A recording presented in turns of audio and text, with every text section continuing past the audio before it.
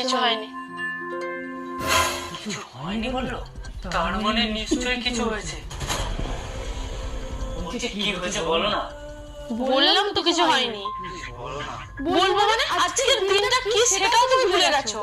ये फंस गया सीएम। এরে প্রচুর রেগে আছে। মনটাকে অন্যদিকেও ঘোরানো যাবে। আইডিয়া। এক মিনিট। কে বলেছে আমার কিছু মনে নেই?